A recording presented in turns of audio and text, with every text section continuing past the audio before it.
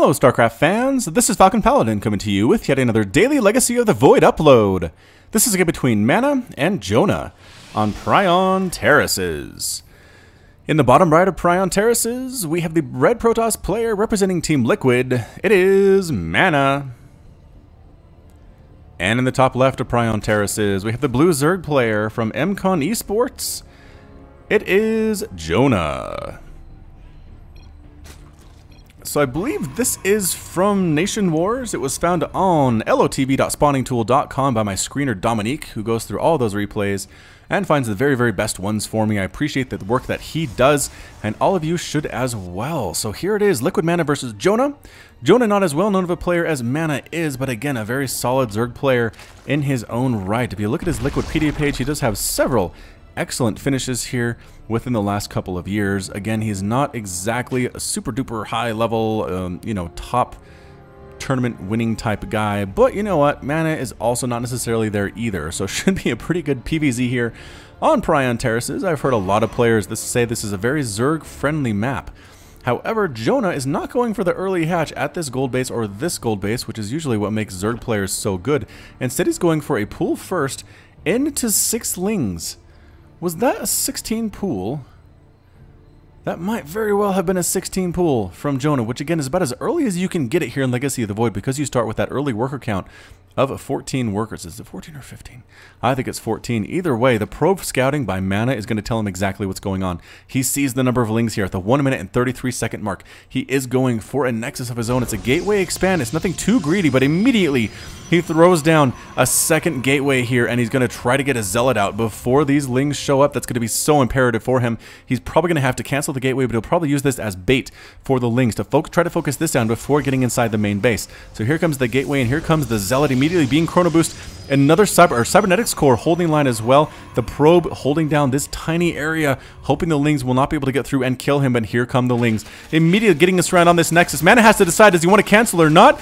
And it's very, very close, and no! He decides he's not going to cancel the nexus. The lings immediately trying to beat it down here. MaNa going for a zealot. And the probes are coming out as well to try to save their second base. Zealot and probes versus 8 lings, and the lings are getting out of here, trying to get us around. They want to get the nexus, but they also would not mind killing all of these probes. They're kind of decided what to do, but MaNa doing a great job forcing the lings into a state of indecision, bouncing back and forth. They really want to take down the nexus, but they can't afford to sit here long enough to do so, because then the zealot and the probes will take them down. An adept on the way, that's going to be very, very useful, and another zealot here has warped out. It's holding the line. The Zerglings see that and say, alright, I don't think this is going to happen. Meanwhile, it looks like Jona did go ahead and expand here at the gold base. While all that was going on there, the zealots do get surrounded, one of them does anyway, by these lings, and ends up falling. The adept chasing them off with her shade. And actually finishing here, she might be able to kill the lings, avoiding a terrible, terrible surround. Again, another shot. No, great micro by Jona, and the adept falls. Oh no. However, Jona going for that third hatchery. There it is. So 3 hatch here from the Zerg player, both on the gold base. Meanwhile, Jona, Liquid MaNa taking the very safe base here, which almost died. However, MaNa does have chrono boost available to him. He's chrono boosting out workers on both of these nexuses. 39 to 38 total supply, 27 to 29 harvesters, and Jona has been droning like a madman on the back of this. I don't even know how he did that. He made so many lings early, but he already has so many workers. This gold base income is helping him so very, very much. The adepts rolling on in, saying, is there a 4th base here? Thank heavens there is not. I don't know what I would do if that was the case, said Liquid MaNa. So the adepts come rocking in, and they do end up killing a drone, killing another drone. However, there is a spine crawler here. There are lings, there are queens. Sonic transfer is canceled. The adepts are going to try to head on home, but kill them some more lings before they do.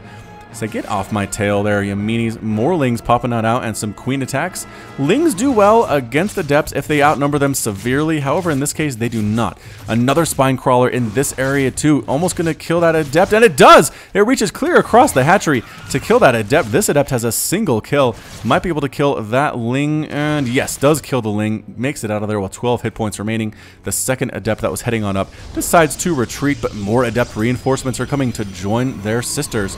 Resonating Glaives upgrade on the way. The adept attack is increased by 45% there. Adepts, if you have not seen them before, they are here. 70 shields, 80 health, They do 10 damage, 23 damage versus light. Psionic Transfer protects an invulnerable shade that can move but cannot attack. After 7 seconds, the Adept teleports to the shade's location. Watch this. Ready? Teleport! Bing! So nice. So the Adept count right now for Liquid Mana is 4. We can see all of them on the screen right now. I just don't know if it's enough to do much harassment. There are 2 queens at this base and a spine crawler.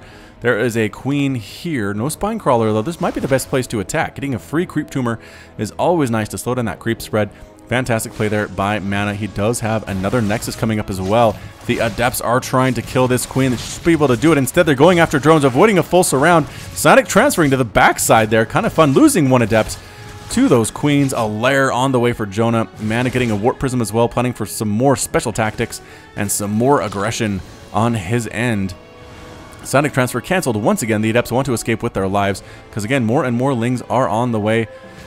And it looks like Jona did have a Ravager as well as more Roaches in production. So Queen Inject's looking good for Jona. Evolution Chamber does have that +1 melee attack on the way. And a Robotics Bay, though, coming up from MaNa. So MaNa, where is that Robotics Bay? Ka-chink.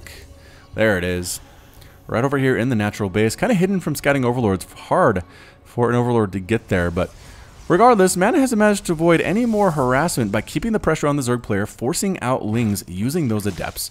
Is down 57 to 46 Harvesters, but again, does have a gold base. That's going to help MaNa immensely. Should look at taking a 4th here as well, but the game is actually moving into the mid-game, mid to late game stages here, despite the fact those early Lings were out. So MaNa being able to stabilize was a very, very nice ending. The Adepts trying to drop on in and kind of picking up with some Adept micro here. Picking up, dropping, try not to lose anything. Not much can shoot up except for that queen. But the Warp Prism decides to back on out. Too many Roaches, too many Lings, not a good opportunity to kill stuff. And trying to find another area that's a little bit less well defended. And here's a single queen again. No Spine Crawlers, no Spore Crawlers, but the Roaches and Lings were ready for this. They come running on into this 3rd base and loses an Adept. Doesn't pick it up, even though the pickup range on Warp Prisms has been increased. It was not enough to save this Adept down here near the hatchery that did end up getting picked off. So Jona's up 56 to 48 Harvesters, 125 to 90 total supply. The army value, 2,200 minerals, 500 gas for the Zerg. Liquid Mana, 1,900 minerals, 800 gas. So not too bad. More gas heavy on the Protoss side of things, but that's a lot of Lings basically with a 3,000 mineral count there. We're on the left side, a Hallucinated Phoenix checking stuff out. Warp Prism rolling on it again. There is a Spine Crawler here, but MaNa decides to drop anyway with 4 Adepts. Again, they do have that Resonating Glaives upgrade, increasing their attack speed to 1.11, which is very fast indeed. Meanwhile, an attack here with Lings at the 3rd. I'm not sure, does MaNa know about this? Yes, Lings are here to try to deal with this. A Ling run by getting on top of everything. Good force fields, keeping one of the Disruptors alive just a little bit. However, Disruptor is gone. Photon Overcharge going up double. Photon Overcharge, the Ravagers and the Roaches rolling in from the top side. Are there any Immortals? There is. There's a single Immortal, but it doesn't do extra damage against Ravagers because they are not armored. Lings getting in here again. Disruptor rolling down to Purification. Nova going to try to catch some units. Good dodge there. However, by Jona and pushing on out. More and more units are streaming across the field, though. It's mostly Lings for Jona. Can Liquid Mana hold on here? Another Photon Overcharge coming up. Photon Overcharge, actually 2 shots Lings. So they are not a bad answer to this situation. It actually wastes shots. 30 damage shots on Lings. 2 of them to kill a Ling because they have 35 hit points. So not a bad situation at all. Purification Nova's throwing on out there. If you haven't seen those before, they do in fact do 145 splash damage and an additional 55 shield damage to nearby ground units and structures. The Disruptor is immovable while this is active. It's the only attack that the Disruptor has. Lings checking for a 4th base. There's not one. Over here, their upgrades are at +1, which is great. +2 on the way. Pathogen glands being researched and infestors on the way. The infestors are timed perfectly to where pathogen glands will finish, allowing any future hatched infestors to have 25 extra energy, and all these guys will be hatched after that point. Warp Prism rolling in once again, but an army ready to go. Basically daring MaNa to go into Warp Prism mode because Corrosive Bile can do so much damage to those Warp Prisms. Corrosive Bile here does do 60 damage to all units in the area upon impact. If we haven't seen that yet, I imagine we will. There are a lot of Roaches on the field. I think they were doing it here in this earlier attack. They also destroy force fields, which is kind of their intended use in Legacy of the Void, although I don't see Zergs doing that a whole lot. So hopefully we can see that more in the future. I can't tell you how many times I've seen a Zerg player get force fielded out of somewhere when they have Ravagers and not actually throw down Corrosive Biles to destroy those force fields. It's so frustrating. Ooh, Fungal Growth does actually manage to catch, and there's the Fungal Bile combination. Corrosive Bile thrown down, actually missing. Oh, The Warp Prism might survive, but the second round is not actually hitting either. It's mostly the fungal growth that's killing. There it is. The Corrosive Bile finally landing. Again, doing 60 damage to everything on the area of impact, including air units. That fungal bile combination is something we've seen from Nurchio, from Bly in the past, and it looks like Jona's picked up that trick as well. So Zergs everywhere, pay attention to that. A fungal that holds something in place, Medivacs and Warp Prisms are good targets, and then throwing down this Corrosive Bile unit to where it is can be tricky to target perfectly, as Jona showed us there, but it's oh so worth it when it actually hits. Stalkers are here for MaNa, trying to take a 4th base at this area because the Lings are holding on to that base. Ling counterattack running here, going to catch these Zealots out of position. The Zealots do have +2 attack, though. Is it enough to hold off against this many Lings? And the answer is no, not really. They killed a few of the Lings, injuring many of them as well, but that was it. Ling run by into the main base and into this natural. Oh no! MaNa, the Stalkers are trying to clean this up, but they do get the Templar Archives. Oh, that's a terrible, terrible blow to MaNa. Nice pickup from Jona, but losing that Templar Archives. No more Archons, no more Storm being researched for our Protoss player. Ouch, that hurts a lot. Jona, however, going for Ultras, going for Adrenal Glands, increasing the attack speed of Lings, +3/+3, or +3/+2, and chitinous plating. Lings gonna force a cancel on this base. Zealots again trying to rush in and deal with this, but there just are not enough of them. Purification Nova gets dodged pretty easily by Lings because they are fast, and the Nova only lasts for 2 seconds. The Lings are trapped. There's nowhere for them to go, but they did their job. They forced a cancel on this 4th Nexus, and Jona looking very strong indeed. The Ultras are starting to roll in now. The Ultras, again, a very, very strong unit here in Legacy of the Void. Marauder damage was nerfed. Immortal damage was nerfed as well to some extent. Or their ability to actually take damage was more nerfed than anything else. So the best answer to Ultras is still probably Immortals for the Protoss, although Purification Novas are alright. You get a few of those, 145 damage, plus 145, plus 145. You're down to about 100 hit points left on that Ultra. So here come the Ultras defending at the base with Infestors, with Ravagers, a Fungal on top of the Archons. Corrosive Bile being thrown down and killing one of the Archons entirely. Purification Nova does get a pretty good hit off there, but again, Ultras are just so tanky. It takes several of those hits to do anything. Lings laying waste to this 3rd base. A gateway is definitely going to fall. Purification Nova doing a good job with it, forcing the whole army back. This small Ling counterattack. The Zealots are warped in to deal with this 5th base here. Does Jona have enough to save it? Some Lings and Ultras are trying to run on in here. Melee attacks level 3 and ground carapace level 2. Just about to finish for Jona. Fungal on top of the Zealots. Lings and an Ultra on top of them as well. Fungal almost catching that. Warp Prism can't quite do it, but Corruptors are pretty fast. However, Warp Prisms are faster, even if they don't have that upgrade, the Gravitic Drive upgrade that increases their speed. And where is it? No, move speed is 4.13, so again, still pretty quick, but not as quick as if they had the aforementioned upgrade. Broodlords on the way. I don't know what it is with Broodlords in Legacy of the Void lately. Apparently they're good again. We never saw them in Heart of the Swarm. We never saw them in the early beta of Legacy of the Void, but somehow we go retail. Somehow we start having international tournaments in StarCraft 2 Legacy of the Void, and Broodlords are about back. I don't know what else to say about it. Ling's going to try to catch these Immortals. That would be a nice pickup from Jona, and they do kill one Immortal fairly easily. Man, that Adrenal Glands upgrade is so good. Their attack speed is to put 0.35. Once Adrenal Glands is finished, just insane. The Zealot, can it hold the line though? And it can. Somehow, there we go. Now taking some shots. The Lings that look like weren't even attacking him at all, but finally do take him down. The Adepts still 2-shot Lings, even if they have full upgrades. But here come the Ultras. Here come the Broodlords raining down fire from above. The 4th base going to die again. Does MaNa have enough to deal with these guys? You want Tempest to kill Broodlord. You want Blinkstalkers to kill Broodlord. But there are quite a few Corruptors on the field. Are there actually? Or they'd all get morphed into something. Okay, only 3 Corruptors on the field. Tempest might not be a bad idea.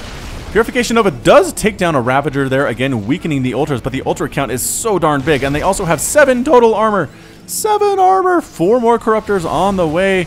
Pretty good Guardian Shield coming up, pretty good Concave here. Blinkstalkers in, are there enough Blinkstalkers though? They're trying to focus down the Broodlords. Fungals on top of everything. Ultras crushing in here as well. The Immortals in the back doing a lot of damage. Purification Nova being thrown down once more, but nothing really affecting the Broodlords, and they continue to rain down everything. Corruptors trying to get that Mothership Core, and they do. No more Photon Overcharge at all here for MaNa. Corruptor versus Voidor here on the right side.